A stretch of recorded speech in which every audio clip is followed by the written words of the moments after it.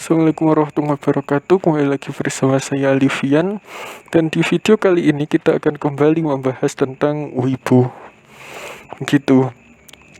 Kita di sini akan membahas mengapa wibu itu susah untuk maju. Sebenarnya ini suatu hal yang agak aneh begitu ya.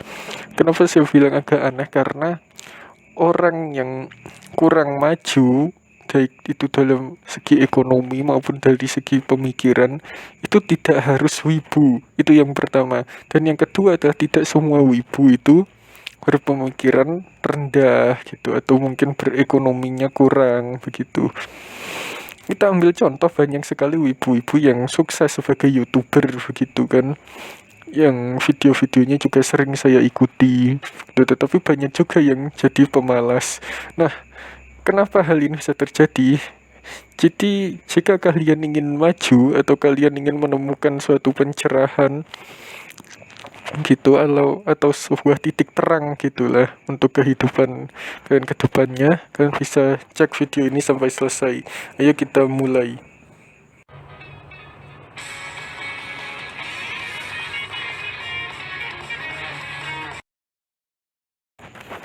Teman-teman, pernahkah kalian mendengar sebuah pepatah yang mengatakan hanya ikan mati yang mengikuti arus? Apa artinya? Artinya bahwa ketika kita hidup di dunia ini, kita harus memiliki suatu tujuan yang jelas, suatu tujuan yang harus kita raih begitu. Saya pernah membaca sebuah buku yang ini cukup menarik gitu ya. Judulnya adalah Tajir Melintir, yang ditulis oleh Mardiku Wawi Prasetyo.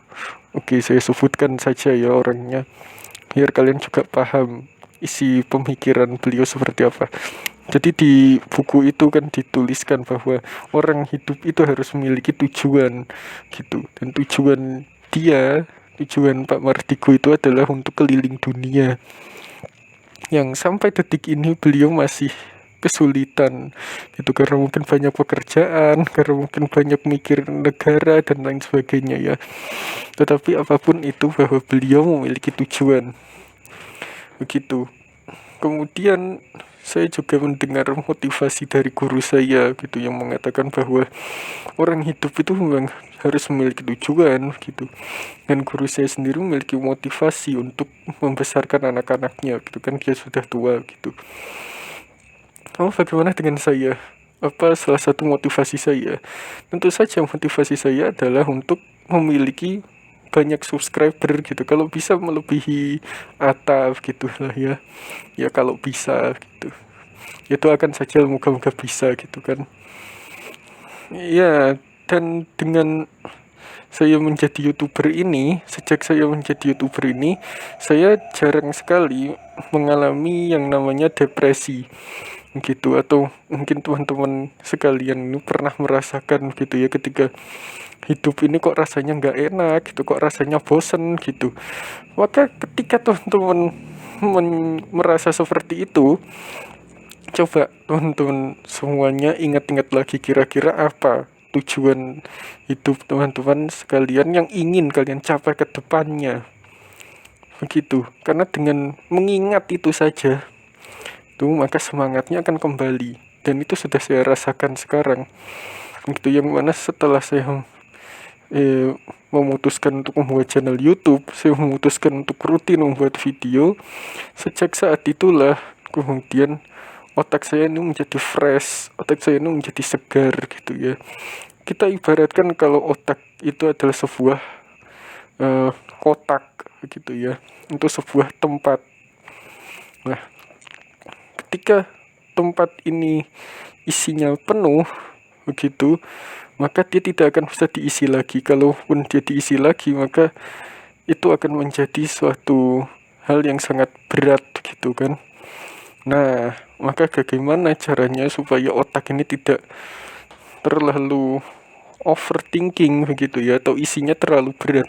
Ya sampaikan saja isi otak teman-teman itu seperti yang saya lakukan di sini begitu kan. Makanya kan banyak sekali kadang-kadang tema-tema saya ini yang tidak nyambung gitu antara satu tema dengan tema yang lain. kan begitu.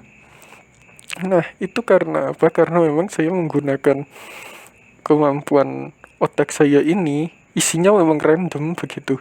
Isinya memang bermacam-macam hal ada di sana, dan ya udah saya bikin video, saya sebarkan itu kepada teman-teman, dan alhamdulillah sejak saya membuat video itu, otak saya jadi lebih ringan, hidup saya jadi lebih enteng, dan alhamdulillah saya jadi lebih bahagia saat ini. Begitu ya. Jadi buat teman-teman semuanya, para wibu, terutama yang sedang depresi, begitu, ingat kembali tujuan teman-teman, begitu ya, ingat kembali untuk mencapai tujuan itu. Tapi perlu saya tekankan lagi, perlu diingat kembali bahwa yang namanya tujuan, yang namanya cita-cita itu kadang tidak langsung tercapai hari itu juga. Teman-teman butuh proses, teman-teman membutuhkan kesabaran dan membutuhkan konsistensi. Sama seperti saya bisa mencapai 14 atau 15 subscriber itu juga karena saya rutin buat video, karena saya konsisten dan lain sebagainya. Jadi kalau misalkan teman-teman semuanya ini bisa konsisten dengan tujuan yang ingin kalian capai, maka insya Allah ke depannya kalian akan bisa mencapai tujuan yang diinginkan. Begitu. Walaupun ya itu tadi butuh perjuangan dan juga membutuhkan proses yang cukup panjang gitu. Ya, saya pikir itu saja. Saya akhiri videonya, semoga bermanfaat. Wassalamualaikum warahmatullahi wabarakatuh.